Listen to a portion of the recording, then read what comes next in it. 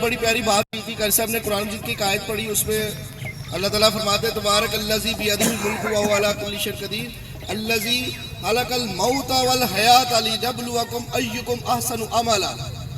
یعنی موت کو اللہ نے پہلے اس کا ذکر کیا اور حیات کا ذکر بعد میں کیا. تو زندگی ہم گزار رہے ہیں، وہ ایک نعرہ اکثر قاری صاحب سے بھی بات ہوتی ہے، نعرہ ایک لگتا ہے غلامی رسول میں موت بھی قبول ہے، جو نہ ہو عشق مصطفیٰ تو زندگی وصول ہے.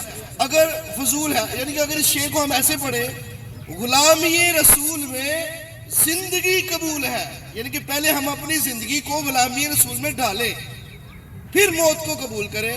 اور زندگی غلامی رسول میں کیسے ہے؟ آپ بڑی ہزاروں مثالیں ہیں. آپ روزانہ آج کل سوشل میڈیا کا چینل دور ہے، یوٹیوب کا دور ہے، ہر کوئی دیکھتا رہتا ہے. لیکن یہ بات آپ ضرور دیکھیں، ہم سب اپنے ہاتھوں میں جوان بھائیوں کو لے کر قبرستان میں چلے گئے ہیں. ہمارے علاقے کے جوان بچے، جوان بڑے افراد فوت ہو گئے ہیں.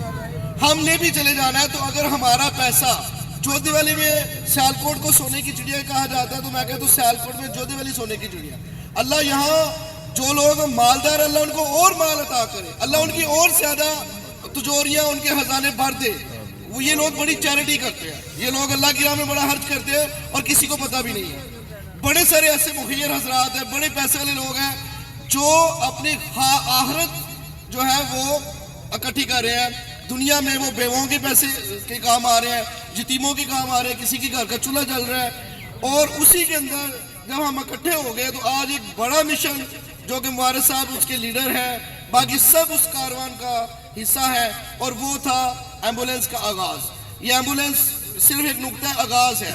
کسی کام کا آغاز کرنا بہت بڑی بات ہوتی ہے، لیکن اس کام کو آگے لے کے چلنا اس سے بڑی بات ہوتی ہے. آج یہ بڑے سینئر لوگ ہیں، اللہ ان کی زندگیاں دیں، ان کو اللہ اور برکتیں دیں. آج یہ ہے، کل نہیں ہوگی. موت کی یہاں کس سے رشتہ داری ہے؟ آج میری تو کل تیری باری ہے. یعنی کہ آج ہم سب لوگ یہاں پر نہیں رہیں گے، لیکن یہ جو نوجوان بیٹھے ہوئے ہیں، جو ہم لوگ ہیں، ہمارے بچوں نے اس سلسلے کو بھی آگے لے کے چلنا ہے. تو میں چاہوں گا کہ ہم اس میں چھوٹے بڑے سب شامل ہوں. اور ابھی 2 ہمارے بیانات مزید ہیں. اگر کسی نے تقریر کرنی ہے لاسٹ میں مبارک صاحب کو بلاؤں گا، اور میں اس سے پہلے بلانا چاہوں گا قاری عبدالرحمان صاحب وہ آئیں اور اپنے خیالات کا اظہار کریں.